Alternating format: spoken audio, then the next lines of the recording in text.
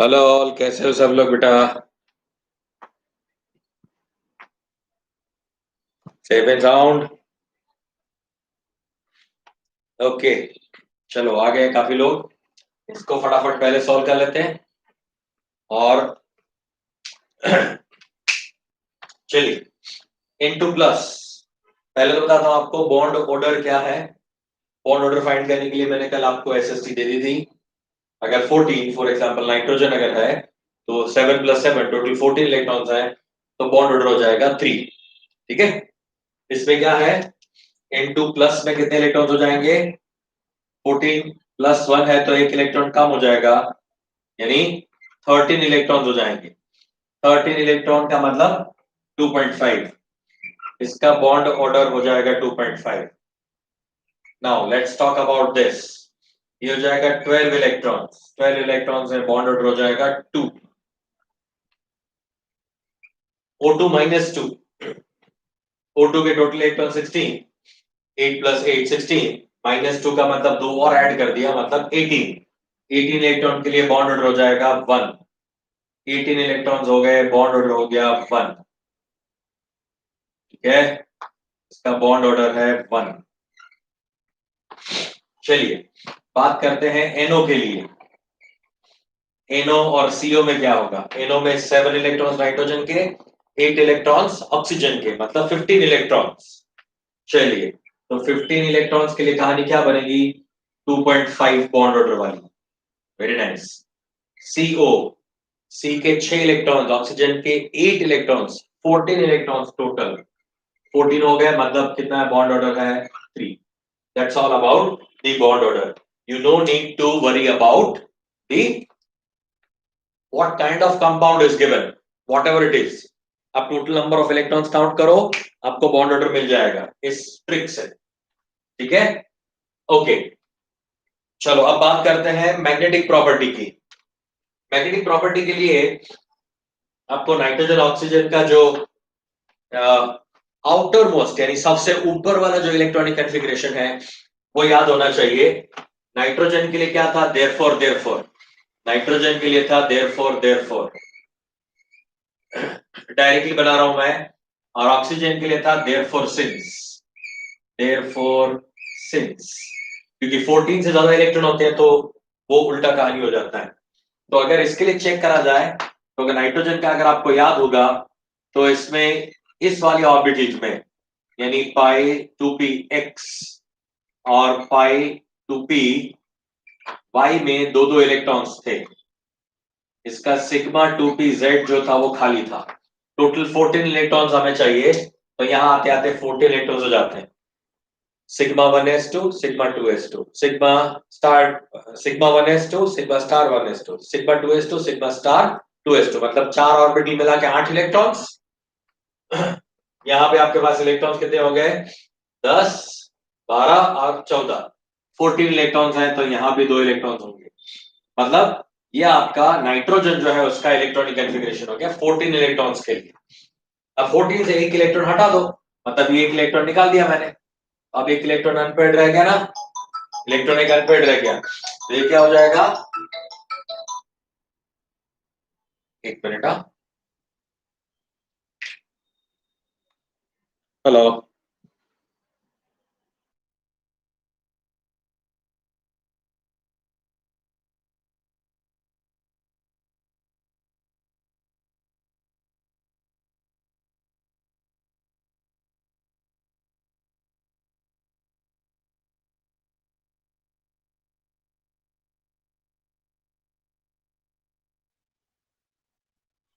Okay,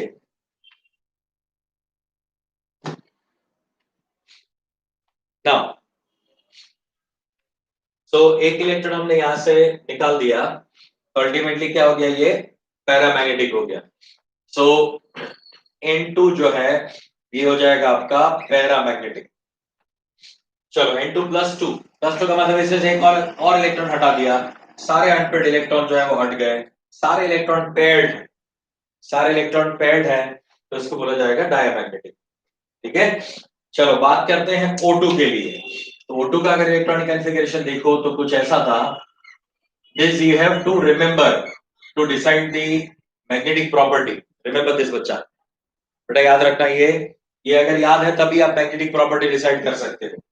O2 -2 है, तो -2 का मतलब 2 इलेक्ट्रॉन ऐड करा, एक इलेक्ट्रॉन यहां पे ऐड करा, एक इलेक्ट्रॉन यहां पे ऐड करा। प्रीवियसली जब O2 था तब वो पैरामैग्नेटिक था, नाउ O2 -2 इज डायामैग्नेटिक। अब ये वापस क्या हो जाएगा, डायामैग्नेटिक हो जाएगा। ठीक है, चलो अब इन दोनों के लिए बात करते हैं। तो यहाँ पे टोटल नंबर ऑफ इलेक्ट्रॉन्स कितने हैं बेटा, 15। देखा आपने, यहाँ पे 15 इलेक्ट्रॉन्स हैं, तो 15 का मतलब वो कौन सा फॉलो करेगा, देयरफॉर सिंस 15 इलेक्ट्रॉन्स है तो देयरफॉर सिंस वाला फॉलो करेगा। 16 इलेक्ट्रॉन्स जब होते थे, 16 तब कुछ ऐसा था, देखना बराबर से, देखना बराबर से, इसके लिए बात कर रहा हूं एनओ के लिए, सेम टू सेम ऐसा ही बनेगा। एन जैसे हमने O2 का बनाया था, दोनों साइड ऑक्सीजन था, इसमें क्या आएगा, एक तरफ नाइट्रोजन एक तरफ ऑक्सीजन, कोई फर्क नहीं है, सेम टू सेम बनेगा, 15 इलेक्ट्रॉन यानी देयरफॉर सिंस बनेगा, इतना ही फर्क है ना। नाउ अब देखो,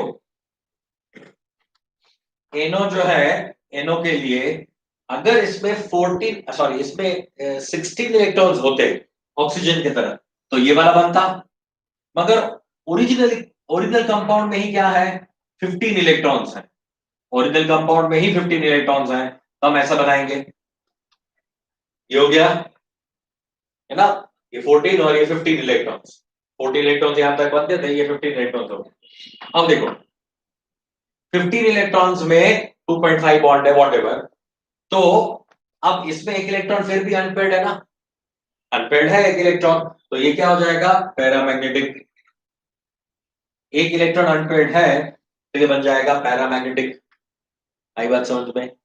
अच्छा, अगर इसके लिए बात करो कार्बन ऑक्सीजन वाला, तो कार्बन ऑक्सीजन में टोटल इलेक्ट्रॉन कितने हैं, 14, तो 6 + 8 14, 14 मतलब ये मेरा हो गया आ, ए, वो 8 10 12 14, नीचे वाली 4 ऑर्बिटल हमने नहीं दिखाई है, नीचे वाली 4 ऑर्बिटल हमने नहीं दिखाई है, तो चारों में मिलकर 8 इलेक्ट्रॉन्स, इसमें नीचे चारों में मिलकर 8 इलेक्ट्रॉन्स, 9 10 11 12 13 14 15, वो 8 9 10 11 12 13 14 14, 14 इलेक्ट्रॉन्स है, तो मतलब वो कैसा होगा, देयरफॉर वाला होगा, देयरफॉर नाइट्रोजन जैसा, तो भी वो क्या हो जाएगा, डायामैग्नेटिक, ये हो जाएगा यहाँ पे डायामैग्नेटिक, सीओ हो जाएगा डायामैग्नेटिक। इज इट ओके, ये क्लियर है, तो ये पेरा डाया डाया पेरा डाया, कैसे डिसाइड करोगे बेटा, कैसे डिसाइड करोगे, डाया पेरा कैसे डिसाइड करोगे, ये आपको एमओटी डायग्राम ड्रॉ करना पड़ेगा कंपलसरी, मगर एक चीज मैंने आपको बहुत इजी कर दिया, नीचे के 4 तो फिक्स्ड हैं, वो तो कभी टेंशन लेना ही नहीं है, वो तो फिक्स्ड ही रहेंगे, वो तो काम का ही नहीं है, जो है वो कहानी कहां पे है, ये ऊपर वाले में ही कहानी चेंज होने वाली। तो आप जिसके लिए भी जानना चाहते हो, ऐसा थोड़ी ना है कि ये पूरे 10 12 15 ऐसे दिए होंगे, आपको ऐसे 2 3 जो दिए होंगे सबके लिए ऐसा रफ में ऐसा डायग्राम बना लो फटाफट, रफ पेज तो आपको गिवन होता है, उसमें ऐसे फटाफट डायग्राम बना लो और आंसर डिसाइड कर लो, है ना, ओडिवल से भी कर सकते हैं, सही, ठीक है, यस। अगर ओडिवल से गलती क्या होगी पता है, ओडिवल से ये ऑक्सीजन वाला जो कहानी था ना वो ऐसा हो जाएगा तो गड़बड़ हो जाएगी, ये ओडिवल में ऐसा करने पे गड़बड़ हो जाएगी, है ना, कर सकते हो, खैर आप ऑड इवन से भी कर सकते हो, इसमें ऑड नंबर है तो पैरामैग्नेटिक, इवन नंबर है तो डायमैग्नेटिक हो जाएगा, मगर जब 16 वाला कहानी आएगा ना, 16 वाला, तब कहानी जो है उसमें ट्विस्ट आ जाएगा, तो 16 तक आप ऐसे कर लो, चलो अलाउ किया है, आपको अलाउ किया कि कर लो, चलो आप ऑड इवन से भी डिसाइड कर लो कि किस तरह से है, कोई टेंशन, आई बात समझ में, क्लियर इतना, राइट, तो ये पैरा डाया पेरा, ये डाया डाया पेरा डायमैग्नेटिक, ठीक है। अब एक और इसके लिए डायग्राम बता रहा हूं मैं, इस सीओ के लिए डायग्राम बता रहा हूं, सीओ का अलग से बनाते हैं, वापस बताता हूं सीओ का, सीओ को वापस बताता हूं मैं, एक एक्सेप्शन है वो आपको याद रखना है, एक एक्सेप्शन केस है वो आपको याद रखना है सीओ के लिए, सीओ का मैं फटाक से आपको डायग्राम बना के दिखा देता हूं, और 2 नाम जो है वो भी बता देता हूं, देखो हम बात कर रहे हैं सीओ के लिए, फटाफट बना देता हूं मैं। हाँ, यहाँ पे सीओ में कितने इलेक्ट्रॉन्स होते हैं? ये कार्बन, ये ऑक्सीजन, इसमें 6 इलेक्ट्रॉन्स, 1s2, 2s2, 2p2। इसमें क्या आएगा? 1s2, 2s2, 2p2। मैंने इसको थोड़ा सा नीचे लिखा है, आप ऐसा देखोगे ना तो थोड़ा सा मैंने नीचे लिखा है। तो इसलिए लिखा है क्योंकि मैंने कल बताया था ना कि जो ज्यादा इलेक्ट्रोनेगेटिव होता है ना उसकी ऑर्बिटल्स न्यूक्लियस से ज्यादा नजदीक होती है, तो इसको मैंने थोड़ा सा नीचे दिखाया है क्योंकि इनकी ऑर्बिटल्स थोड़ी न्यूक्लियस से नजदीक होती है, अगर उससे हमें कोई फर्क नहीं पड़ने वाला। इसको बोला जाता है, ये वाला पार्ट जो है ना उसको बोलते हैं के स्टार, एल स्टार। ये के शेल है ना, 1s 2s, फर्स्ट शेल को क्या बोलते हैं? के। सेकंड को क्या बोलते हैं? एल। तो इसको बोला के, इसको बोला के स्टार। मतलब ये मैं बताना ऐसा चाह रहा हूं कि नीचे वाला के है, ऊपर वाला के स्टार है, ये एल है, इसको बोलते हैं एल स्टार। मतलब नीचे वाला लिखने की जरूरत नहीं है, वो सर्कल मार के इसमें इलेक्ट्रॉन दिखा के, कई बुक्स में ऐसे के एल, के स्टार, एल स्टार ऐसा लिख देते हैं। और यहाँ पे टोटल इलेक्ट्रॉन कितने हैं? 14 है। तो ये कहानी हमारा चलेगा देयरफॉर, देयरफॉर वाला। Therefore, therefore, Sachin, Sachin, therefore, therefore. ठीक है, चलो इसके साथ यहाँ पे जोड़ा, यहाँ पे जोड़ दिया, इसको जोड़ दिया, इसको जोड़ दिया। ठीक है, ये थोड़ा सा टेढ़ा हो जाएगा, ऐसा टेढ़ा मेढ़ा हो जाएगा थोड़ा सा, मगर कोई दिक्कत नहीं। ओके, चलो ये दिखा देता हूँ यार इसको, क्या ना, कोई टेंशन लेने का। ठीक है,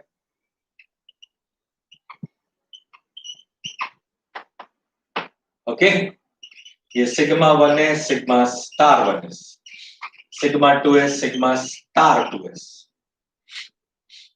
pi 2p x is equal to pi 2p y, sigma 2p z।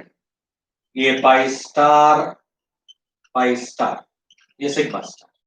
हमें 14 इलेक्ट्रॉन्स की कहानी देखनी है, तो यहाँ पे 2, 2 4, 2 6, 2 8, 2 10, 2 12, 2 14, 14 इलेक्ट्रॉन्स हो गए। 14 इलेक्ट्रॉन्स कर दिए मैंने। ये किसकी बात चल रही है? सीओ की बात चल रही है। 14 इलेक्ट्रॉन्स है, सीओ की बात हो गई है। Is it okay? है ना? तो ये सीओ जो है इसमें टोटल 14 इलेक्ट्रॉन्स हैं। आप इसमें DMO minus A BMO by 2 करोगे तो 3 आंसर आ जाएगा, बॉन्ड ऑर्डर आपका 3 हो जाएगा।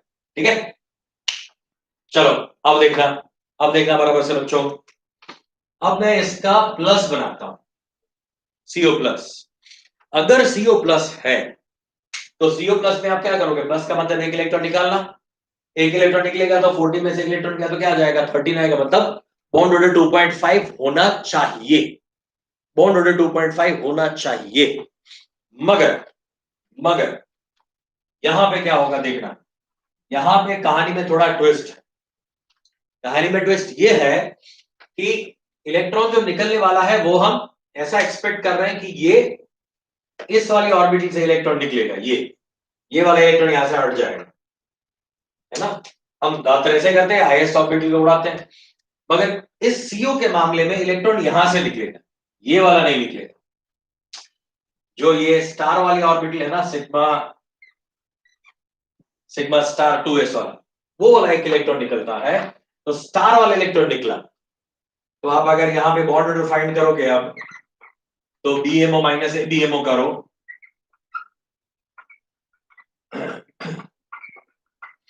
बीएमओ माइनस ए बीएमओ, तो बीएमओ विदाउट स्टार में कितने इलेक्ट्रॉन्स हैं? 2 4 6 8 10। चलो यहाँ पे 10 इलेक्ट्रॉन्स है, माइनस स्टार वाले में कितने हैं? एबीओ मतलब स्टार वाला 2 3, बस 3। मतलब ये हो जाएगा 7/2 और बॉन्ड ऑर्डर आएगा 3.5। इसका बॉन्ड ऑर्डर जो है वो है 3.5। सीओ प्लस का बॉन्ड ऑर्डर है 3.5। बस ये आपको याद रखना है। अब आपको क्वेश्चन होगा सर यहां से क्यों निकाला आपने, इससे क्यों निकाला, यहां से क्यों नहीं निकाला? मगर इस कार्बन और ऑक्सीजन की इलेक्ट्रोनेगेटिविटी के डिफरेंस की वजह से, बहुत ज्यादा डिफरेंस है, कार्बन और ऑक्सीजन की इलेक्ट्रोनेगेटिविटी के डिफरेंस की वजह से क्या होता है, ये वाली ऑर्बिटल में जब इलेक्ट्रॉन फील होता है ना, तो उसका एनर्जी लेवल इससे भी ज्यादा हो जाता है और इलेक्ट्रॉन्स यहां पे आ जाते हैं। कौन से? ये स्टार 2p वाले, यानी स्टार 2s वाले, सिग्मा स्टार 2s वाले। यहां से हट के अब जब ये बॉन्ड बना, जब बॉन्ड बनेगा मतलब जब इलेक्ट्रॉन फिल होंगे यहाँ पे, तब उसका एनर्जी इतना बढ़ जाएगा कि जो इससे भी ऊपर चला जाए ना। इसको बोलते हैं एस एस कपलिंग, इसको एस एस कपलिंग बोलते हैं, मगर ये भी आपका लेवल थोड़ा ज्यादा हो जाता है। तो अभी के लिए सिर्फ आपके जेडब्ल्यू एडवांस और मेंस के लिए इतना याद रख लो। एनडब्ल्यूटी में कभी अब तक नहीं पूछा गया है, अगर पूछ ले तो आप सिर्फ इतना याद रखो कि CO प्लस का जो बॉन्ड ऑर्डर है, एक्सेप्शन के तौर पे याद रखो, 2.5 बनता है, 2.5 होता है एक्चुअल में, हमारे ट्रिक के हिसाब से 2.5 होता है, मगर ये एक्सेप्शन है CO प्लस, इसका बॉन्ड ऑर्डर 3.5 हो जाता है, क्योंकि इसके ये वाले सिग्मा 2s से इलेक्ट्रॉन का जो है वो क्या होता है, इजेक्शन होता है, यहां से वो इजेक्ट हो जाता है, इस जगह से उड़ता है, इसलिए। ठीक है, ये सिर्फ याद रखने के लिए एक्सेप्शन करके ऐसा ऐसा स्टार या फिर ऐसा क्लाउड बना के इस पे लिख दो, ऐसा क्लाउड बना के लिखो कि ये एक्सेप्शन है।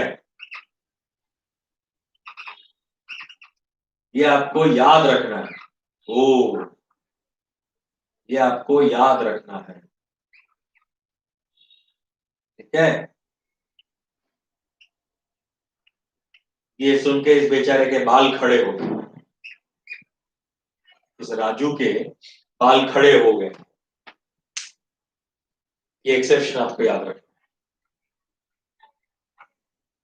Got it? जैसे ही CO प्लस आता है आपके दिमाग में चमकना चाहिए, CO प्लस आया, ये तो एक्सेप्शन केस है, 3.5 होता है इसका बॉन्ड ऑर्डर। क्लियर है? ओके, ये मुझे एक्सेप्शन केस बताना था जो हमारे एसएसटी में इंक्लूडेड नहीं है, एसएसटी में वो नहीं आता। मैंने कल ही बताया था कि एसएसटी हमने जो बनाया है वो आपके सारे कंपाउंड्स का आंसर दे देगा, मगर एक्सेप्शन है एक जो मैं आज मैंने बताया, ये एक्सेप्शनल केस है, इसमें कभी भी बॉन्ड ऑर्डर कम नहीं होता, बढ़ जाता है। रीजन उसका स्टार वाली ऑर्बिटल से इलेक्ट्रॉन्स का निकल।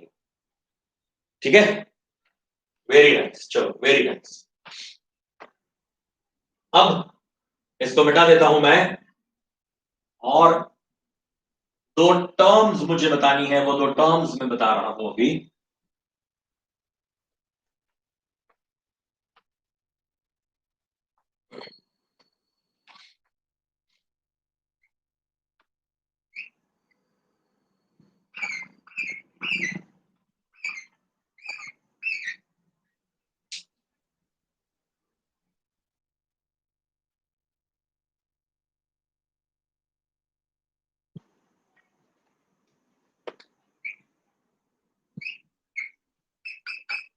मैं एक एग्जांपल ले रहा हूं यहाँ पे नाइट्रोजन का, मगर ऐसा जरूरी नहीं कि नाइट्रोजन ही हो, ये higher energy level, lower energy level, ये 2s ऑर्बिटल है, ये आपकी 2p ऑर्बिटल है। ठीक है, ये हमारी 2p orbital.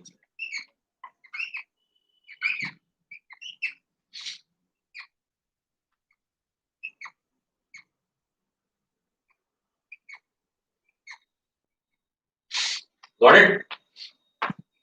Sigma 1s, sigma star 1s, sigma 2s, sigma star 2s, pi 2px is equal to pi 2py and sigma 2pz।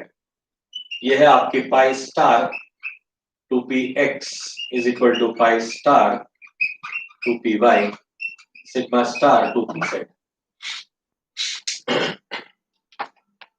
ये है 1s2, 2s2, 2p3, ये है 1s2, 2s2, 2p3, 1s2, 2s2, 2p3। अब इसमें electrons fill कर देते हैं।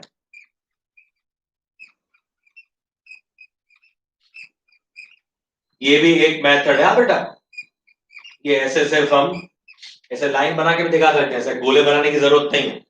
ऐसे गोले बनाते थे ना, गोले तो इसलिए बनाया था क्योंकि आपको मुझे सिखाना था कि ये देयरफॉर होता है, ये देयरफॉर सिंस होता है, इसलिए मैं ऐसे गोले बना रहा था जिससे आपको दिखाई दे, क्योंकि पहली बार देख रहे थे ना जीवन में, जीवन में इसको पहली बार देख रहे थे, इसलिए मुझे ऐसा बनाना पड़ा, गोले बनाए थे। राइट, तो ऐसे भी बना सकते हैं आप, ये भी एक रास्ता है, कई बुक्स में ऐसा भी लिखा होता है, तो डरना नहीं है, इस पे गोले बना दो तो ये वही होता है। अच्छा, अब जो मुझे दो टर्म्स यहाँ पे सिखानी है वो मैं वर्ड्स यहाँ पे आपको बताने जा रहा हूं। इसको मिटा देता हूं मैं पूरा।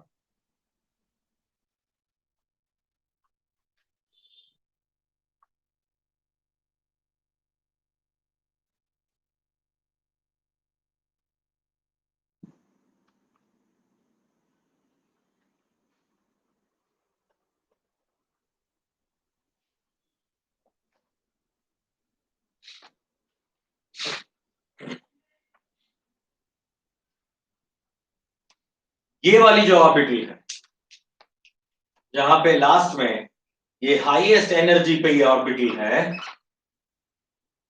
ये जो ऑर्बिटल है जहां पे इलेक्ट्रॉन्स फील्ड है, राइट, और ये जो ऑर्बिटल है जहां पे इलेक्ट्रॉन्स नहीं है अभी, इन दोनों के लिए एक टर्म यूज की जाती है। इसके लिए टर्म यूज की जाती है HOMO, होमो, और इसके लिए टर्म यूज की जाती है लूमो। अच्छा, होमो का मतलब क्या है? हाईएस्ट ऑक्यूपाइड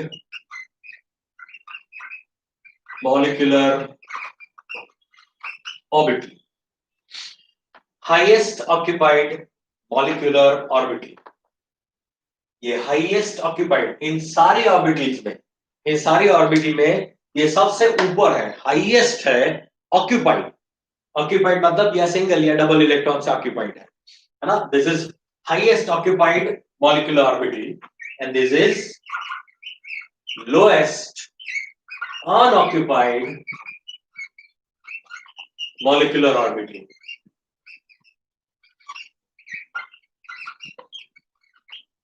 ठीक है, इसको बोलते हैं ल्यूमो। ये लोएस्ट है, इलेक्ट्रॉन ना भरे हुए हो, जिसमें इलेक्ट्रॉन्स ना हो, unoccupied, unoccupied, unoccupied lowest energy वाली है, लोएस्ट एनर्जी, जिसमें यानी अनऑक्यूपाइड, ऊपर भी अनऑक्यूपाइड है मगर ये लोएस्ट एनर्जी वाली है। तो आगे जो अनऑक्यूपाइड उससे भी लोएस्ट, सबसे लोएस्ट है, इसका नाम है लोएस्ट अनऑक्यूपाइड मॉलिक्यूलर ऑर्बिटल। और ये जो है ये क्या है? Highest highest occupied molecular orbital. जितने भी ऑर्बिटल्स ऑक्यूपाइड हैं जिसमें इलेक्ट्रॉन्स हैं, उसमें सबसे ऊपर है, इसलिए इसको बोला गया होमो, हाईएस्ट ऑक्यूपाइड मॉलिक्यूलर ऑर्बिटल। और जो अनऑक्यूपाइड है उसमें सबसे लोएस्ट है, ये दोनों, इसका नाम है lowest unoccupied molecular orbital, LUMO, homo and LUMO. बस, ये होमो और लूमो वर्ड याद रखना।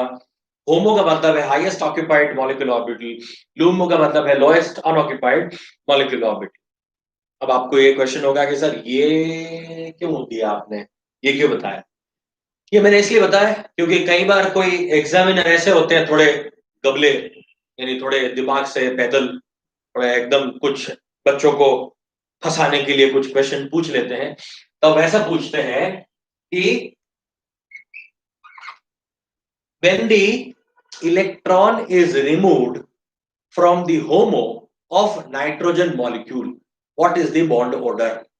If one electron is removed from the HOMO of nitrogen molecule, what is the bond order of a compound? ऐसा पूछते हैं, है ना? तो क्या पूछा उसने कि नाइट्रोजन मॉलिक्यूल के होमो से एक इलेक्ट्रॉन रिमूव किया। अगर होमो का मतलब आपको नहीं पता होगा तो क्या करोगे आप? पता ही नहीं चलेगा आपको कि ये क्या बोल रहा है, होमो लूमो ऐसा क्या बोल रहे हैं, कुछ समझ में नहीं आ रहा है ना? तो होमो से एक इलेक्ट्रॉन हटाया मतलब उसने और कुछ नहीं बोला, उसने ये बोला कि N2+ के लिए बॉन्ड ऑर्डर फाइंड करो। ये तो आपको आता ही है, 14 के लिए हमारा 3 था, ये 13 हो गया मतलब 2.5 हो जाएगा, बॉन्ड ऑर्डर इसका हो जाएगा 2.5। That's all. तो ये वर्ड्स हमने आपको इससे फैमिलियर कराने के लिए मैंने बोल दिया होमो एंड लूमो। ठीक है, आगे जाके आपका 12th स्टैंडर्ड में कोऑर्डिनेशन कंपाउंड आएगा, तो वहां पे ये बोलेंगे कि when the electron from the HOMO orbital of oxygen is excited, अच्छा, HOMO of oxygen is excited to the LUMO of oxygen. तो होमो से लूमो में जाने का मतलब क्या है, ऑक्सीजन के ऊपर जो वो पाई स्टार वाली ऑर्बिटल में 2 इलेक्ट्रॉन अनपेयर्ड है ना, वो उसके क्या हो जाएगी, हाईएस्ट ऑक्यूपाइड मॉलिक्यूलर ऑर्बिटल हो जाएगी ऑक्सीजन के लिए। वहां से कहां जाएगा वो, सिग्मा स्टार 2p z में जाएगा। तो ऐसा बोल रहे हैं कि वहां से बाहर जंप करता है तो कितनी एनर्जी की रिक्वायरमेंट वो आएगा, 12th स्टैंडर्ड में केमिकल बॉन्डिंग में आएगा, अरे कोऑर्डिनेशन कंपाउंड चैप्टर में आएगा वो, है ना। तो ये टर्म से, इस वर्ड से आप फेमिलियर हो जाओ कि होमो लूमो क्या होता है। होमो का मतलब है हाईएस्ट ऑक्यूपाइड मॉलिक्यूलर ऑर्बिटल, और इसका मतलब है लूमो का मतलब लोएस्ट अनऑक्यूपाइड मॉलिक्यूलर ऑर्बिटल। एक और भी होता है सोमो, क्या होता है बेटा, सोमो, single occupied, single occupied molecular orbital.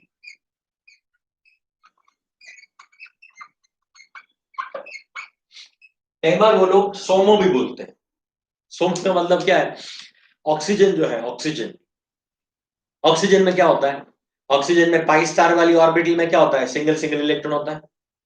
तो उसको वो होमो नहीं बोलेंगे, वो ऐसा बोलेंगे सोमो। क्यों, वो सिंगल ही ऑक्यूपाइड है ना, एक एक ही इलेक्ट्रॉन है ना उसके पास, एक एक इलेक्ट्रॉन ही है, तो उसको बोलेंगे सोमो, सिंगल ही ऑक्यूपाइड। उसको होमो भी बोलते हैं, उसको सोमो भी बोलते हैं। सोमो और ज्यादा करेक्ट है, या डेप्थ में जाके सिंगल ही ऑक्यूपाइड ऑर्बिटल्स, उसको बोलते हैं सोमो, राइट। तो होमो लूमो एंड सोमो, मोमोज नहीं, मोमो नहीं, मोमो नहीं, होमो लूमो एंड सोमो, सिंगली ऑक्यूपाइड या single occupied molecular orbital. Oxygen की जो पाई स्टार है वो वाली क्या है, ऊपर वाली जिससे वो पैरामैग्नेटिक बनता है, उसकी सोमो है, वो दोनों उसके क्या है, सोमो है। इज इट ओके, समझ आ गया बच्चा सबको, क्लियर हुआ ये। तो ये खास तौर से दो वर्ड्स ही आपको बताने थे, क्योंकि एडवांस लेवल में होमो और ल्यूमो से क्वेश्चंस पूछे जा चुके हैं।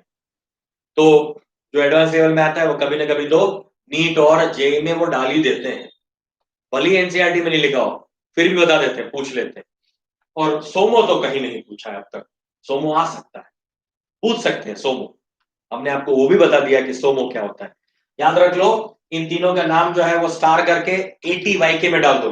कहां पे डालते हैं ऐसी चीजों को बेटा, ATYK, add to your knowledge, add to your knowledge. ये ATYK करके तीनों चीजें डाल दो, होमो, ये लूमो, और सिंगल सिंगल ऑक्यूपाइड होगा ऑक्सीजन स्टार वाला, 5 स्टार वाला, तो वो सोमो।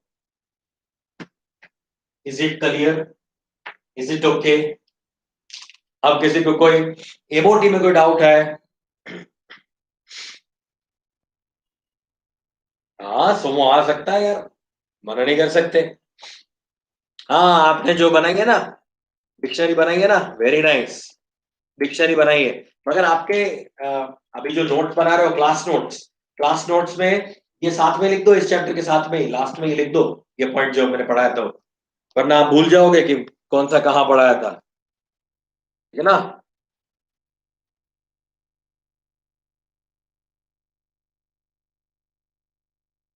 हाँ न्यू स्टूडेंट का मैं ये वापस से लेने वाला हूँ समृद्धि, इवनिंग बैच में, हाँ इवनिंग बैच में वापस से लेने वाला हूँ मैं ये, डोंट वरी, वापस ये चैप्टर लेने वाले हैं हम, ठीक है, मिटा दें। चलिए, तो अब यहां पे हमारा कोवेलेंट बॉन्ड खत्म हुआ। हमने पहले आपको सिखाया था आयोनिक बॉन्ड। आयोनिक बॉन्ड क्या होता है, शुरू हमने ऐसे किया था कि मेटल और नॉन मेटल को जोड़ के जो बनता है वो आयनिक बॉन्ड होता है, जिसको इलेक्ट्रोवेलेंट बॉन्ड भी बोलते हैं। और वो टॉपिक हमारा एंड हुआ था, वो टॉपिक एंड हुआ था हमारा फज्जांस रूल पे, फज्जांस रूल पे वो टॉपिक एंड हुआ था, ठीक है।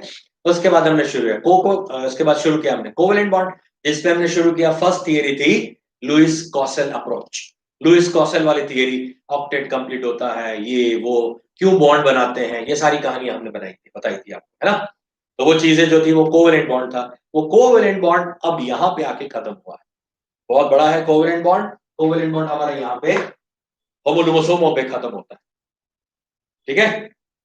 चलिए अब जो है वो एक और बॉन्ड या फिर दो और bond, metallic bond and hydrogen bond, छोटा छोटा सा पार्ट है, एक एक पैराग्राफ है बस इसका, और ज्यादा कुछ इसके लिए पढ़ना नहीं है।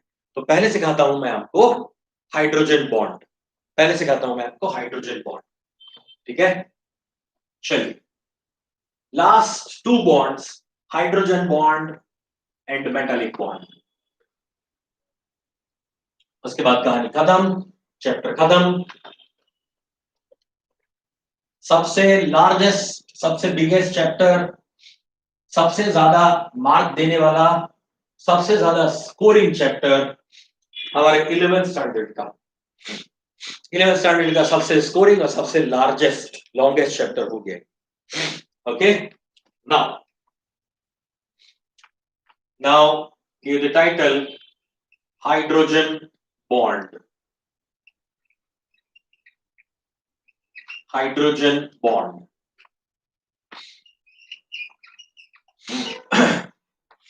जिसको H बॉन्ड भी बोला जाता है, H बॉन्ड भी बोला जाता है। अब पहले समझाते हैं कि H बॉन्ड है क्या, H बॉन्ड है क्या, क्यों बनता है ये, ठीक है। चलिए, हाइड्रोजन बॉन्ड जो है, इस हाइड्रोजन बॉन्ड में ये बनता क्यों है वो पहले समझते हैं। तो FON फोन यानी फ्लोरीन ऑक्सीजन नाइट्रोजन के साथ अगर कोवेलेंट बॉन्ड से हाइड्रोजन अटैच्ड है, यहां पे और कुछ भी हो सकता है, इसके साथ R जोड़ दिया, इसके साथ R जोड़ दिया, यहाँ पे R जोड़ दिया, R मतलब कोई भी मिथाइल, इथाइल, प्रोपाइल, व्हाटएवर, कोई भी एक ग्रुप हो सकता है, यहाँ पे हाइड्रोजन भी हो सकता है, व्हाटएवर इट इज। मगर फ्लोरीन ऑक्सीजन नाइट्रोजन फोन के साथ, फोन TH यानी फोन नहीं, FON फोन, अगर फोन के साथ हाइड्रोजन अटैच्ड है, FON के साथ अगर हाइड्रोजन अटैच्ड है, तो FON का इलेक्ट्रोनेगेटिविटी ज्यादा होने की वजह से ये FON जो है वो क्या होते हैं, partially negatively charge. Oxygen, hydrogen, ये सारे जो हैं वो पार्शियली नेगेटिवली चार्ज होते हैं, तो इस वजह से आपका हाइड्रोजन जो है वो क्या हो जाता है, पार्शियली पॉजिटिवली चार्ज हो जाता है। वापस से सुनो, फ्लोरीन ऑक्सीजन नाइट्रोजन का इलेक्ट्रॉन विड्रॉइंग मतलब इलेक्ट्रोनेगेटिविटी हाइड्रोजन से ज्यादा होने की वजह से ये जो बॉन्डेड इलेक्ट्रॉन्स हैं वो इसके तरफ अट्रैक्ट हो जाते हैं, इसके तरफ, FON के तरफ, जिसको बोलते हैं डाइपोल। अट्रैक्ट होने की वजह से इन दोनों के ऊपर एक पॉजिटिव नेगेटिव चार्ज डेवलप होता है, जिसको बोलते हैं डाइपोल। याद है ना डाइपोल मोमेंट, है ना। तो अभी हमें डाइपोल मोमेंट नहीं निकालना है, हमें सिर्फ ये देखना है कि FON के साथ हाइड्रोजन जो है वो डाइपोल बनाता है, यानी ये वाला बॉन्ड आपका क्या हो जाता है, पोलर हो जाता है, इसमें F माइनस और H जो है वो प्लस चार्ज वाला हो जाता है, ठीक है। अब इस FON के साथ, FON के साथ ये partially positive partially negative charge यहां पे बन गया। अब अगर इसके सामने मैं एग्जांपल के तौर पे ले रहा हूं यहां पे HF, यहां पे मैं एग्जांपल ले रहा हूं HF का, इसमें F माइनस हो गया, ये H प्लस हो गया, इसके बगल में एक और HF मॉलिक्यूल है, इसके पास एक और HF मॉलिक्यूल है, तो ये partially positive partially negative, partially positive partially negative. तो ये जो पार्शियली पॉजिटिव, अच्छा मैं जब वर्ड यूज करता हूं पार्शियली पॉजिटिव पार्शियली नेगेटिव, तो इसका मतलब ये है कि ये बॉन्ड ब्रेक नहीं हुआ है, without breaking a bond, without breaking a bond, if one of the atom becomes negatively charged, slightly negatively charged due to the pulling of electron, इस इलेक्ट्रॉन का क्लाउड जो है वो फ्लोरीन की साइड पे इंक्लाइंड हो जाता है। हमने बताया था ना, बीच में राजू खड़ा है, यहाँ पे काजू है और यहाँ पे जूजू है, तो इस राजू को, जूजू का इलेक्ट्रोनेगेटिविटी ज्यादा होगा तो जूजू अपनी ओर खींच लेगा, so this Raju is electrons, electrons किसकी तरफ ज्यादा चले जाएंगे, जूजू की तरफ। तो जूजू क्या है, ज्यादा इलेक्ट्रोनेगेटिव, जबकि काजू कम इलेक्ट्रोनेगेटिव है। काजू हो जाएगा हाइड्रोजन, जूजू हो जाएगा फ्लोरीन, और राजू इलेक्ट्रॉन्स है, तो इलेक्ट्रॉन्स किस तरफ खींचे चले जाएंगे, जूजू की साइड। Is it okay? तो जूजू नेगेटिव हो जाएगा, काजू पॉजिटिव हो जाएगा, राजू बीच में ही बेचारा लटकता रहे। जो इलेक्ट्रॉन्स है वो क्या है, बीच में होते हैं। ठीक है, ये वाली कहानी मैंने ऑलरेडी बता दी है आपको। अच्छा, अब इस वजह से क्या होगा, इस वजह से ये partially positive partially negatively charge जो एटम्स हैं, जिनके बीच में कोई बॉन्ड नहीं है, मगर उनके बीच में एक अट्रैक्शन जो है वो डेवलप हो जाए। जैसे कि अब कंघी से बाल जो है वो ठीक करते हैं, कोम से अपने बाल ऐसे करे, ठीक करे, ठीक है ना, और बाद में उस कंघी को आप अगर टुकड़े कागज के टुकड़ों के पास रखते हो तो क्या हो जाता है, कागज के टुकड़े जो है वो कंघी के ऊपर चिपक जाते हैं, जिसको बोलते हैं स्टैटिक इलेक्ट्रिसिटी।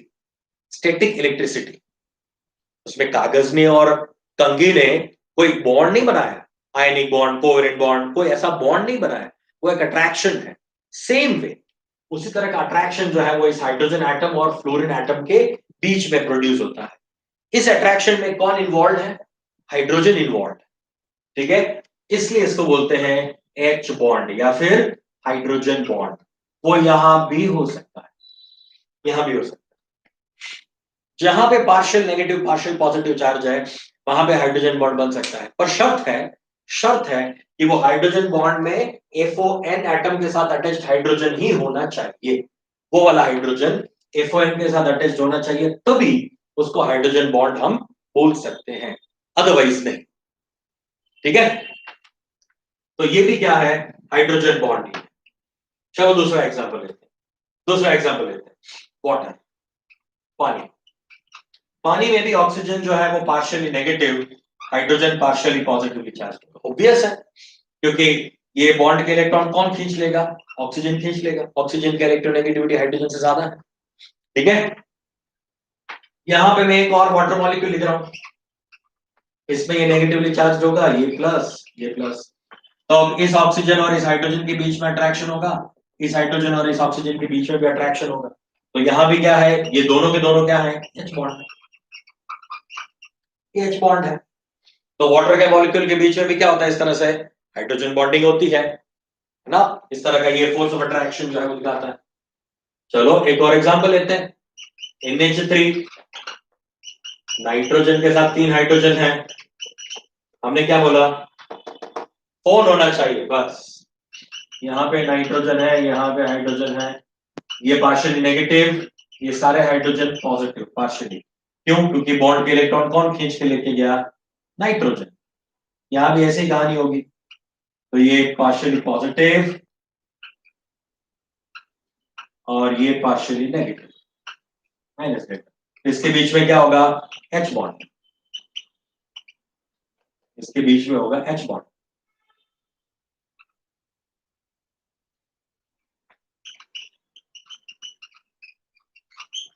ठीक है, एच बॉन्ड होता है। इसका एनर्जी कितना होता है, bond energy of hydrogen bond is about 25 kilo joule per mole. इतना इसका एनर्जी का वैल्यू होता है, 25 या लेस देन 25 बोल सकते हो, 25 से भी कम होता है, लेस देन 25 किलो जूल ये वीक हाइड्रोजन बॉन्ड बनता है। अगर स्ट्रॉन्ग हाइड्रोजन बॉन्ड बनेगा तो वो करीब करीब होता है 35 किलो जूल के आसपास होता है ना।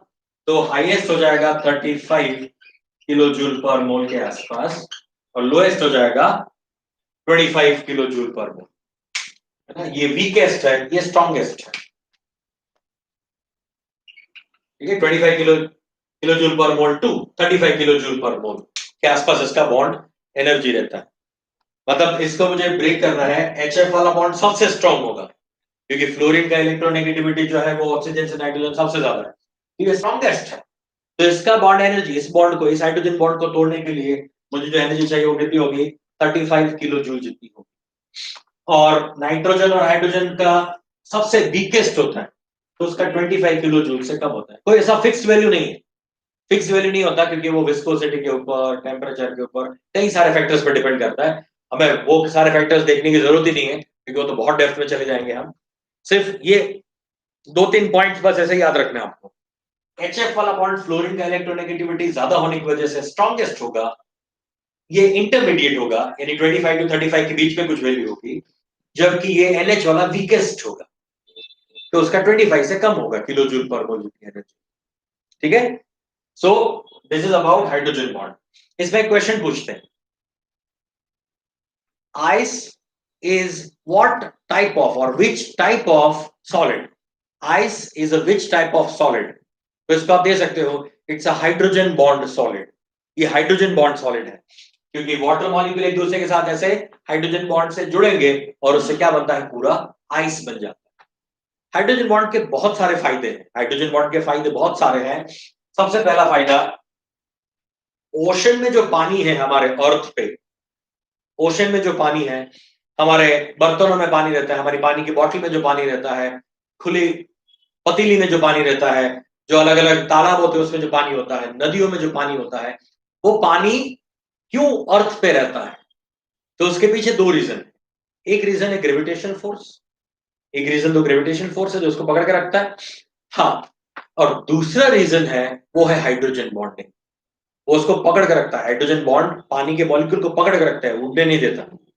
वरना जब समर का टाइम आएगा तो समर में तो बहुत ज्यादा ज्यादा धूप गिरती है, वो तो ग्रेविटेशन फोर्स को भी ओवरकम कर जाती है और पानी उड़ जाता है, नदियां खाली हो जाती है, तालाब खाली हो जाते हैं। क्यों खाली हो जाते हैं?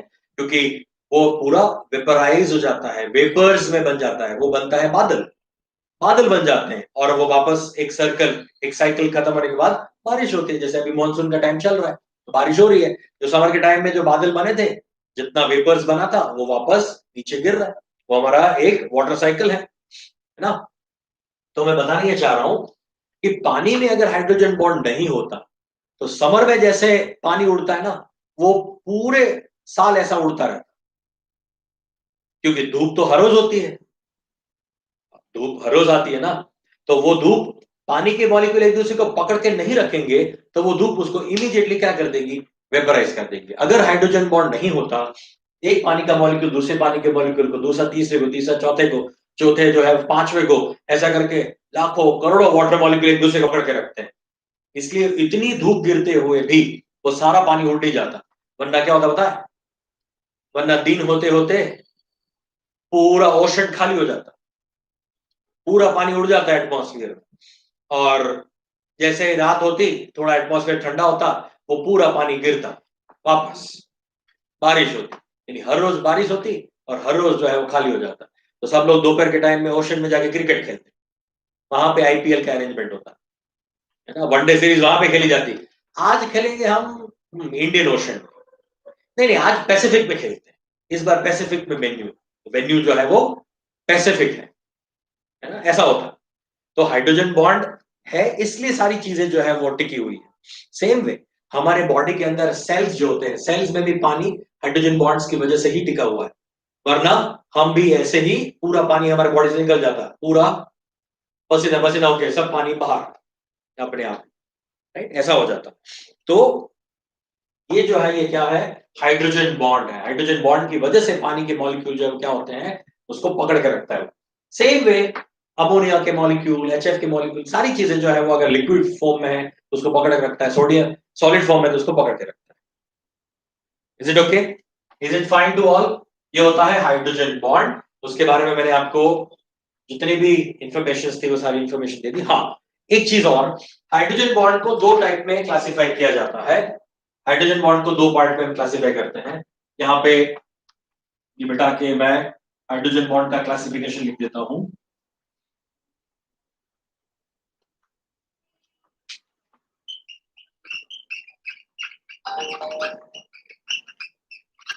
Classification number 1, intermolecular, intermolecular H bond and intramolecular H bond. चलो पहले इंटर समझाते हैं। ये इंटरमॉलिक्यूलर है, HF के बीच में जो है ना, ये इंटरमॉलिक्यूलर है H बॉन्ड, क्योंकि दो मॉलिक्यूल्स के बीच में ये बॉन्ड, ये अमोनिया अमोनिया, दो अमोनिया के मॉलिक्यूल्स के बीच में, वाटर वाटर मॉलिक्यूल के बीच में ये बॉन्ड है। So this bond is known as intermolecular bond, intermolecular H bond, intermolecular H bond. और दूसरा जो मैं बोल रहा हूं वो है intramolecular H bond, intra. Second is intramolecular H bond. ये है इंट्रामॉलिक्यूलर एच बॉन्ड, ये है इंटरमॉलिक्यूलर एच बॉन्ड। अब इंट्रा कैसे होता है? देखो, इंट्रामॉलिक्यूलर एच बॉन्ड कुछ ऐसा होता है, ये ले लिया मैंने फिनॉल और यहां पे ले लिया मैंने नाइट्रो ग्रुप। ये नाइट्रोफिनॉल कंपाउंड है, ये ऑर्थो नाइट्रोफिनॉल कंपाउंड है। इसमें इन दोनों के बीच में एच बॉन्ड होता है, ये इंट्रामॉलिक्यूलर एच बॉन्ड। सिमिलरली ये फिनॉल है और यहां पे मैंने डाल दिया अल्डिहाइड, CHO ग्रुप। तो यहां पे भी एक बॉन्ड बनेगा इस हाइड्रोजन ऑक्सीजन के बीच में, that is also intramolecular hydrogen bond. अच्छा, सिमिलरली बेंजोइक एसिड यानी COOH है, उसमें भी होता है intramolecular H bonding, intramolecular H bonding, this all are intramolecular H bonding. समझ आया है ना? ये इंटरमॉलिक्यूलर है, दो अलग अलग मॉलिक्यूल्स के बीच में है।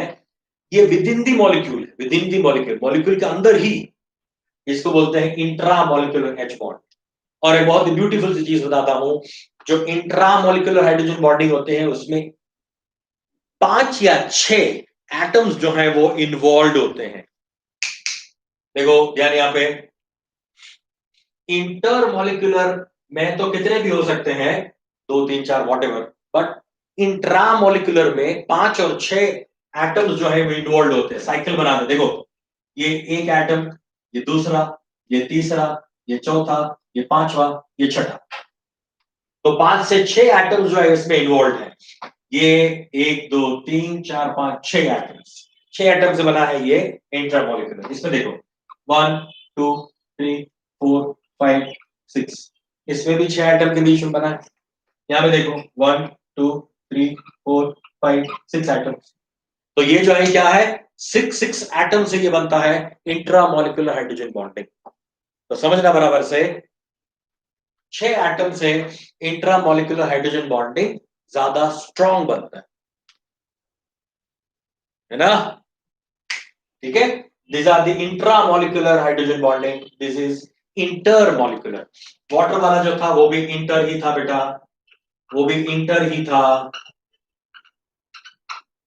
ये जो बनते हैं वो इंटर मॉलिक्यूलर हाइड्रोजन बॉन्डिंग ही बनता है, इंटर मॉलिक्यूलर हाइड्रोजन बॉन्डिंग। समझ में आया? आपको क्लियर हुआ? हाइड्रोजन बॉन्डिंग वाला कहानी समझ में आ गया? Inter and intra molecular, inter molecular and intra molecular hydrogen bonding. कर लो कॉपी जल्दी, 1 मिनट का टाइम दे रहा हूं, फटाफट 1 मिनट का टाइम दे रहा हूं मैं, फटाफट ये कॉपी कर लो।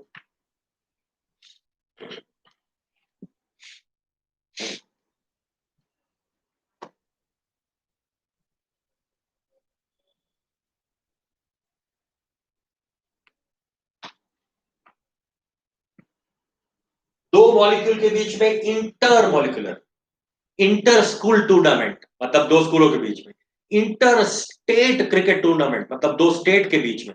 अगर स्टेट के अंदर अंदर, स्कूल के अंदर अंदर ही खेला जाए तो उसको बोला जाएगा इंट्रा स्कूल, इंट्रा स्कूल या इंटर क्लास। दो क्लास के बीच में है तो इंटर क्लास, और विद इन द क्लास तो इंट्रा क्लास, तो उसको बोलते हैं intra class. With in the molecule तो इंट्रा मॉलिक्यूलर हाइड्रोजन बॉन्डिंग, दो अलग अलग मॉलिक्यूल यानी सेम मॉलिक्यूल मगर वो अलग अलग है, खुद के अंदर अंदर नहीं है। ये तो एक ही मॉलिक्यूल के अंदर अंदर है, तो इसको बोलते हैं इंटर, इसको बोलते हैं intra. Got it? Okay, so that's all about hydrogen bonding. Now metallic bond, metallic bond ये भी छोटा सा टॉपिक है, मेटालिक बॉन्ड। और उसके बाद मैं आपको सीक्वेंस दूंगा कि कौन सा बॉन्ड ज्यादा स्ट्रांग होता है, कौन सा वीक। एक सीक्वेंस बनाएंगे हम, decreasing order of bond strength. Sorry,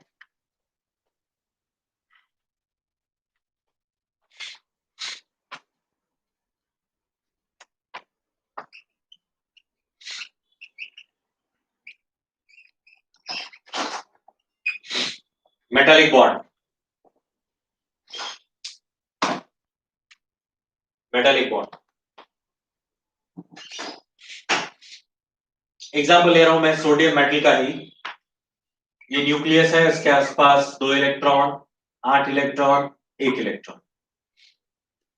यहाँ पे 2 इलेक्ट्रॉन्स होंगे, यहाँ पे 8 इलेक्ट्रॉन्स होंगे, और बाहर 1 इलेक्ट्रॉन, मतलब 11 इलेक्ट्रॉन्स है इसके अंदर, 11 प्रोटॉन्स हैं और 12 न्यूट्रॉन्स हैं। ठीक है, अब देखना, अब समझना एक चीज को। ये वाला पार्ट जो है, ये वाला पार्ट जिसमें 10 इलेक्ट्रॉन्स हैं और न्यूक्लियस इन्वॉल्व है, इस पार्ट को बोला जाता है कर्नल। इसको बोलते हैं केर्नल, कर्नल, KERNAL, ये कर्नल है, अदरवाइज केर्नल है। ये वो वाला कर्नल नहीं है, CULONAL कर्नल नहीं, वो मिलिट्री वाला वगैरह कर्नल नहीं, ये केर्नल है, या फिर कर्नल भी बोल सकते हैं। ये कर्नल है, KERNAL। कर्नल का मतलब क्या होता है? आउटर मोस्ट ऑर्बिटल को छोड़ के जो अंदर का है, जितना भी अंदर का पार्ट है, वो होता है कर्नल। ठीक है, इसको हम ऐसे भी दिखा सकते हैं, ये पॉजिटिवली चार्ज जो है वो कर्नल है, 1 इलेक्ट्रॉन। इस पेयर को बोलते हैं kernel electron pair, kernel electron pair. ये सोडियम के लिए है, ऐसा ही मैं मैग्नीशियम के लिए बना सकता हूं कर्नल इलेक्ट्रॉन पेयर। ये कर्नल है, ये 2 इलेक्ट्रॉन्स हैं। एल्यूमिनियम के लिए बना सकता हूं मैं 13 नंबर, 13 नंबर, ये कर्नल है, और यहाँ पे 3 इलेक्ट्रॉन्स हैं, क्योंकि आउटरमोस्ट ऑर्बिटल में 3 इलेक्ट्रॉन्स होते हैं। ठीक है, तो सोडियम, मैग्नीशियम, एल्यूमिनियम मेटल्स के लिए मैंने क्या बनाया? कर्नल इलेक्ट्रॉन का पेयर बनाया। कर्नल के आसपास आउटरमोस्ट शेल में 2 इलेक्ट्रॉन्स होते हैं, सोडियम में 1 ही होता है। ठीक है, तो ऐसे तो क्या होता है, ऐसे तो हजारों सोडियम मॉलिक्यूल्स होते हैं, तो इसके क्या होंगे? हजारों kernel electron, kernel electron, kernel electron होंगे। मगर उनका अरेंजमेंट कैसा होगा बेटा? ऑल्टरनेट, हमेशा ऑल्टरनेट, हमेशा ऑल्टरनेट, क्योंकि कर्नल के सामने कर्नल, प्लस के सामने प्लस नहीं आ सकता, और माइनस के सामने माइनस नहीं आ सकता। तो ये जो है, ये जो दिख रहा है आपको, ये कर्नल इलेक्ट्रॉन्स है, कर्नल इलेक्ट्रॉन्स। ठीक है, इलेक्ट्रॉन्स हैं, कर्नल्स हैं, इलेक्ट्रॉन्स हैं, कर्नल्स हैं, इलेक्ट्रॉन्स हैं, कर्नल्स हैं, ऐसा पूरा। इसको बोलते हैं इलेक्ट्रॉन सी मॉडल, इलेक्ट्रॉन सी मॉडल, इसको बोलते हैं इलेक्ट्रॉन, इसको बोलते हैं इलेक्ट्रॉन सी मॉडल, क्योंकि यहां तो एक एक इलेक्ट्रॉन्स ही हैं। मगर जैसे ही आप मैग्नीशियम पे आओगे, कितने हो जाएंगे? 2, एल्यूमिनियम में आओगे तो 3, मतलब कर्नल के कंपैरिजन में इलेक्ट्रॉन का अमाउंट बहुत ज्यादा होता जाएगा। इलेक्ट्रॉन का पूरा समुद्र होगा, पूरा ओशन होगा, ओशन ऑफ इलेक्ट्रॉन्स, और उसमें ये पॉजिटिवली चार्ज्ड कर्नल्स आपको दिखाई देंगे ना। तो इसको बोला जाता है इलेक्ट्रॉन सी मॉडल, इलेक्ट्रॉन सी मॉडल। इसमें जो ये कर्नल और इलेक्ट्रॉन जो है, उनके बीच में बहुत ही पावरफुल अट्रैक्शन होता है। वो तो होगा ही ना, क्योंकि उसी का तो आउटर मोस्ट शेल का इलेक्ट्रॉन है, तो भयंकर अट्रैक्शन होगा। और इस इलेक्ट्रॉन का उसके बाद वाले कर्नल के साथ भी उतना ही पावरफुल अट्रैक्शन होगा। तो मेटल्स जो है क्या होती है? बहुत ही स्ट्रांग होती है, स्ट्रांग होता है वो। क्यों? क्योंकि उसमें कर्नल इलेक्ट्रॉन के बीच में भयंकर अट्रैक्शन होता है, जबरदस्त। तो उस अट्रैक्शन की वजह से वो क्या हो जाता है? स्ट्रांग बॉन्ड बनाता है। ठीक है, जिसको बोलते हैं metallic bond. Metallic bond is formed between kernel and electron, kernel and electron. ठीक है, तो इलेक्ट्रॉन से मॉडल से हम इस चीज को एक्सप्लेन कर सकते हैं। इससे सारी चीजें एक्सप्लेन की जा सकती है। मेटल में से करंट क्यों पास होता है? क्योंकि अगर आप बाहर से यहां से इलेक्ट्रॉन ऐड करोगे, मतलब जब हम स्विच ऑन करते हैं तो क्या होता है? वायर में एक इलेक्ट्रॉन ऐड होता है। जैसे एक इलेक्ट्रॉन ऐड होगा, ये इलेक्ट्रॉन यहां जाएगा, इलेक्ट्रॉन यहाँ पे इसको पुश करेगा, इसको पुश करेगा, यहाँ पे पुश करेगा, यहाँ पे करेगा, और इलेक्ट्रॉन बाहर निकल जाएगा। तो इमीडिएट एक्शन से जैसा इलेक्ट्रॉन अंदर पुश किया, वो वाला इलेक्ट्रॉन बाहर, इमीडिएटली लाइट जो है वो ट्रैवल कर सकते हैं। लाइट जो है एकदम फास्ट जो ट्रैवल करते हैं इलेक्ट्रॉन्स, उसके पीछे रीजन ये है कि अगर कहीं पे भी स्विच बोर्ड है, आपने स्विच ऑन किया, मतलब आपने उस वायर को एक इलेक्ट्रॉन सप्लाई किया, तो उसी टाइम पे वो जो आपकी लाइट होगी उस लाइट के पास जाके वो इजेक्ट हो जाएगा और लाइट में घूम के वापस आ जाएगा, है ना। तो कंजर्वेशन होता है। तो ये कर्नल और इलेक्ट्रॉन के स्ट्रक्चर से आप मेटल की सारी प्रॉपर्टी एक्सप्लेन कर सकते हो।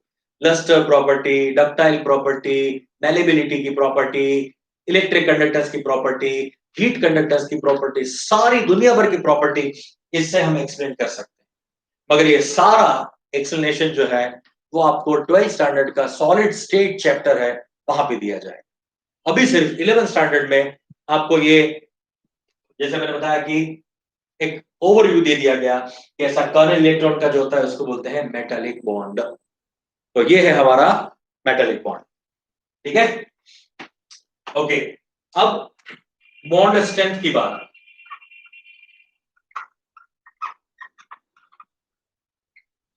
बॉन्ड स्ट्रेंथ में आयनिक बॉन्ड सबसे ज्यादा स्ट्रांग होता है, उसके बाद कोवेलेंट। कोवेलेंट बॉन्ड, आयनिक और कोवेलेंट में झगड़ा रहता है, कई लोग बोलते हैं कोवेलेंट ज्यादा है, कई लोग बोलते हैं आयनिक ज्यादा है, मगर हम आयोनिक को ज्यादा पावरफुल मानेंगे अकॉर्डिंग टू एनसीईआरटी। आयनिक ज्यादा स्ट्रांग होता है, उसके बाद कोवेलेंट, कोवेलेंट के बाद मेटालिक, मेटालिक के बाद हाइड्रोजन, और इसके बाद वांडर वाल्स।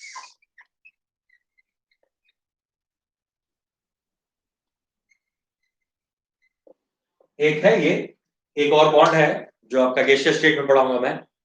तो ये बॉन्ड नहीं है, खैर एक अट्रैक्शन, जहां पे आयोनिक बॉन्ड नहीं होता, कोवेलेंट बॉन्ड नहीं होता, हाइड्रोजन बॉन्ड नहीं होता, मेटलिक बॉन्ड नहीं होता, कोई भी बॉन्ड नहीं होता, वहां पे होता है van der Waals attraction.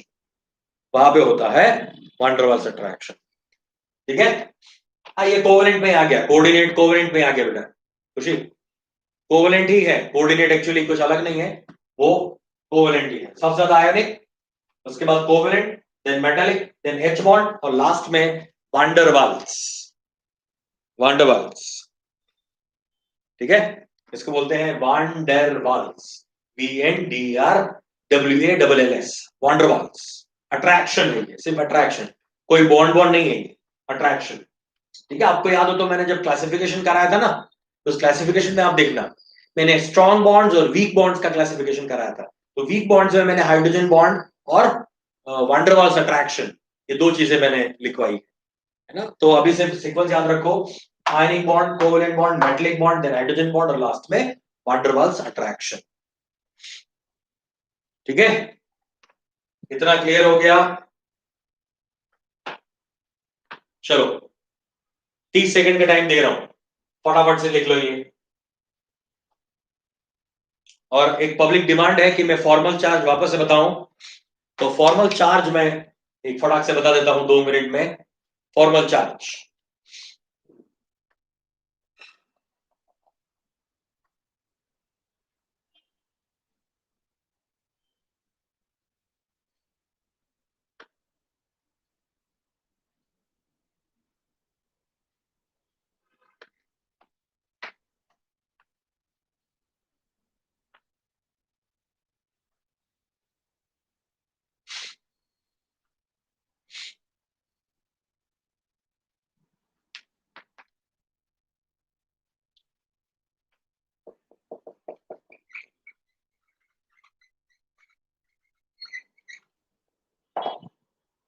Formal charge.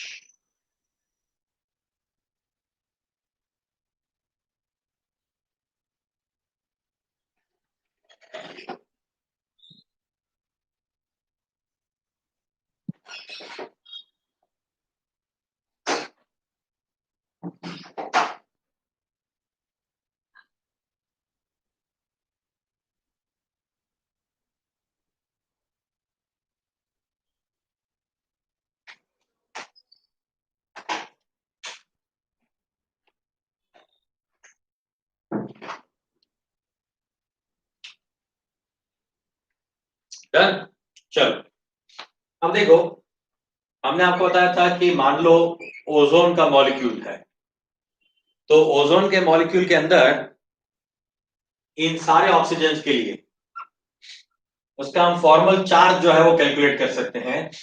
Formal charge कोई मैथमेटिकल या फिर कोई एक्चुअल चार्ज नहीं है, वो सिर्फ बताता है कि कौन से एटम के कितने बॉन्ड जो है वो ज्यादा या कम है। तो इसको मैंने नंबर 1 दे दिया, इसको नंबर 2 दे रहा हूं, इस ऑक्सीजन को, इसको नंबर 3 दे रहा हूं। तो ऑक्सीजन की वैलेंसी 2 होती है, तो इसके लिए अगर चेक करोगे तो इसके पास ऑलरेडी 2 वैलेंसी है, मतलब इसका फॉर्मल चार्ज जो है वो क्या है, 0। इसका फॉर्मल चार्ज जो है वो है 0। इसके पास 2 लोन पेयर्स हैं, 3 होते थे, उसमें से 2 यहां पे यूज हो गए, तो इसका फॉर्मल चार्ज 0। इसके पास ऑक्सीजन के पास वैलेंसी होनी चाहिए थी 2, मगर है 3, मतलब एक ऑक्सीजन पे चार्ज जो है वो एक बॉन्ड ज्यादा है, तो इसके लिए उसके ऊपर हो जाएगा प्लस चार्ज, मतलब 3 हो गए, 6 में से 3 इलेक्ट्रॉन यूज हो गए, तो इसके पास अब बचेंगे 3 इलेक्ट्रॉन। तो एक्चुअली ऑक्सीजन के पास क्या होता है, इस तरह की कंडीशन होती है। तो यहां पे क्या है, इस ऑक्सीजन ने 2 इलेक्ट्रॉन्स कहां पे यूज कर दिए, बॉन्ड फॉर्म के लिए। इसने क्या करा, इससे 2 इलेक्ट्रॉन्स जो है वो बॉन्ड के लिए यूज कर दिए, और एक जो इलेक्ट्रॉन का पेयर है उस पेयर को यहां पे इसके साथ कोऑर्डिनेट कोवेलेंट बॉन्ड बना दिया। इस ऑक्सीजन के लिए बात करो, इस ऑक्सीजन के लिए 2 तो यहां पे यूज हो गए, और एक जो पेयर था वो इसको दे दिया, एक electron pair coordinate covalent bond बना लिया। अब इसके पास जो इलेक्ट्रॉन बचते हैं वो सिर्फ एक ही लोन पेयर बचता है, ये वाला, मगर इसके पास सारे के सारे लोन पेयर बच जाएंगे क्योंकि उसने इलेक्ट्रॉन एक्सेप्ट किया। तो इसकी कहानी क्या हो गई, इसने इलेक्ट्रॉन एक्सेप्ट किया, उसकी वैलेंसी क्या होनी चाहिए थी 2, मगर है कितनी, 1, मतलब कम है, तो यहां पे फॉर्मल चार्ज -1 आ जाएगा। और जैसे याद रखो, इसका फॉर्मूला है फॉर्मल चार्ज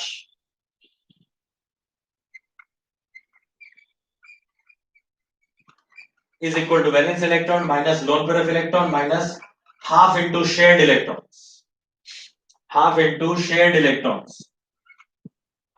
मतलब मैं मान लो इसके लिए बात करूं, इसके वैलेंस इलेक्ट्रॉन्स होते हैं 8, सॉरी 6, इस वाले ऑक्सीजन के वैलेंस इलेक्ट्रॉन्स होते हैं 6 वैलेंस इलेक्ट्रॉन्स है। इसके पास लोन पेयर ऑफ इलेक्ट्रॉन्स है 4, और बॉन्डेड इलेक्ट्रॉन्स कितने हैं, इसके पास बॉन्डेड इलेक्ट्रॉन्स कितने हैं, इसके बॉन्ड में कितने इलेक्ट्रॉन्स है, 1 2 3 4, 4 इलेक्ट्रॉन इसके बॉन्ड में है ना, ये उसके ही तो है, और इसके भी हैं वो, यानी इसके ये 4 और इस ऑक्सीजन के भी 4, क्योंकि कोवेलेंट बॉन्ड है ना, तो 4, यानी ये हो जाएगा 4 शेड इलेक्ट्रॉन्स बाई 2, यानी 6, 4 - 2 मतलब 0। ये इसका फॉर्मूला है, मगर इस फॉर्मूला के लिए, फॉर्मल चार्ज के फॉर्मूला के लिए आपको ये पता होना चाहिए कि कितने लोन पेयर्स हैं इसके पास। अब ज्यादातर तो आप लोगों को पता ही नहीं होता कि लोन पेयर कहां कहां पे होता है, वो तो मैंने बता दिया आपको कि नाइट्रोजन, ऑक्सीजन और हेलोजन के पास लोन पेयर होते हैं। नाइट्रोजन के पास 1, ऑक्सीजन वाले ग्रुप के पास 2 2, और हेलोजन के पास 3 3। अगर ऐसे कौन झंझट करे, ऐसा कौन करे, ये कैलकुलेट करने की कोई जरूरत ही नहीं है। क्यों जरूरत नहीं है, क्योंकि डायरेक्ट मिल रहा है ना। ऑक्सीजन का वैलेंसी कितना होता है 2, मगर यहाँ पे कितना दिख रहा है आपको, 1 2 और 3, एक ज्यादा है ना, तो इस पे प्लस चार्ज, +1, खत्म हो गई कहानी, फॉर्मल चार्ज मिल गया। कैलकुलेट कर लो, कैलकुलेट करो इसके कितने वैलेंस इलेक्ट्रॉन्स होते हैं, इसके लिए चलो, इसके लिए कैलकुलेट कराता हूं इस फॉर्मूला से। वैलेंस इलेक्ट्रॉन्स कितने हैं, 6, इसके पास लोन पेयर्स कितने हैं, 2 दिख रहे हैं मुझे, 6 - 2, ये 2 दिख रहे हैं। शेयर्ड इलेक्ट्रॉन्स कितने हैं, 1 2 3 4 5 6, 6, तो ये क्या हो जाएगा, शेयर्ड इलेक्ट्रॉन्स 1 2 3 4 5 6 3, 6 - 2 - 3 कितना हो जाएगा, +1, कोई कहानी खत्म, +1 आ गया ना। मगर जो भी ऐसा करने के लिए जाएगा वो मर जाएगा, ये सबसे बड़ा गधा है जो इस तरह से करता है, क्योंकि तुम्हें तो पता ही नहीं कि लोन पेयर कितने होते हैं, तो मैंने बता के रखा है। हाँ, उल्टा कर सकते हो, उल्टा कर सकते हो, उल्टा यूज कर सकते हो। तुम्हें वैलेंस पता है 6 इलेक्ट्रॉन्स होते हैं, तुम्हें शेड पता है कि ये इसके लिए ये 2 शेड है, तुम वैलेंस फाइंड कर सकते हो। फॉर्मल चार्ज पहले से पता करना चाहिए। फॉर्मल चार्ज कभी भी इस फॉर्मूला से डिसाइड मत करो, डायरेक्टली एसएसटी यूज करो, मैंने जो बताया वही टेक्निक यूज करो। ऑक्सीजन का वैलेंसी 2 होता है, दिखता कितना है, यहाँ पे कितना दिख रहा है, there are 3 bonds, so 1 is extra, +1, यहां पे कितना है, होना चाहिए 2, है कितना, 1, तो माइनस।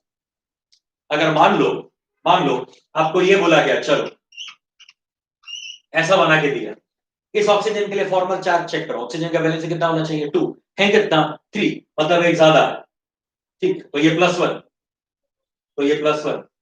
कार्बन का कितना होना चाहिए 4, कितना 1 2 3 4, हाँ तो इसका 0, फॉर्मल चार्ज है ही नहीं। ऑक्सीजन का कितना होना चाहिए 2, है कितना 1, मतलब एक कम पड़ रहा है, एक घट रहा है, ठीक है ना, वैसे भी तो ±0 होने वाला है, ओवरऑल मॉलिक्यूल तो आपका न्यूट्रल ही है, मगर ये इसका क्या दिखाता है, फॉर्मल चार्ज दिखाता है। Got it? So this is formal charge. This is the formula of formal charge. V minus L, valence electron minus lone pair of electrons minus half into shared electrons. VLS. अगर ऐसे करने जाओगे आप हमेशा गलत होंगे, इस तरह से करोगे हमेशा सही हो। वैलेंस ही पता होना चाहिए, ऑक्सीजन की 2, कार्बन की 4, नाइट्रोजन की 3 and so. Is it okay? Clear? So that's all about this chapter. बहुत ही बड़ा चैप्टर, मजेदार चैप्टर, बहुत काम का चैप्टर, बहुत काम का चैप्टर। 50% केमिस्ट्री आपको आ गया, ये चैप्टर आपको आ गया तो 50% केमिस्ट्री आ गया।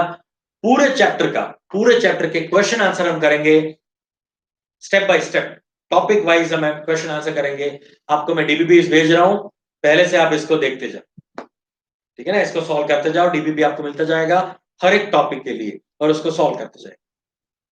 Is it okay? क्लियर ना? चलो बाय बाय, सी यू। अब आपका चैप्टर शुरू होगा मोल कंसेप्ट या फिर some basic concepts of chemistry, वो लेने वाले हैं सुजीत सर। तो अब सुजीत सर जब ये चैप्टर खत्म करेंगे बाद में हम मिलेंगे, मगर उससे पहले जो मैं डीबीबी भेज रहा हूं, उस डीबीबी का तो हम सॉल्यूशन एक्स्ट्रा शाम को हम करते ही रहेंगे। शाम वाली बैच में कोई चेंज नहीं है, शाम वाली बैच में मेरा ही लेक्चर चलता रहेगा, आईयूपीएससी खत्म होने के बाद एटॉमिक स्ट्रक्चर वगैरह वगैरह वगैरह, ठीक है ना। मॉर्निंग बैच वाले बच्चों को सुजीत सर का लेक्चर आ जाएगा, इवनिंग वाले बच्चे भी मॉर्निंग वाला लेक्चर अटेंड करना, क्योंकि नया चैप्टर शुरू हो रहा है तो आपको अटेंड करना जरूरी है। नया चैप्टर है, नए सिरे शुरू होगा, कोई पुरानी बातें नहीं होगी उसमें, तो आप वो कर सकते हो, ठीक है। और इवनिंग में हमारा यूपीएससी और आइसोमेरिज्म एटॉमिक स्ट्रक्चर चलता रहेगा। Is it okay? और नया जो भी चीजें आने वाली है वो आपको बता दिया। चलो bye bye, sayonara, tata, take care.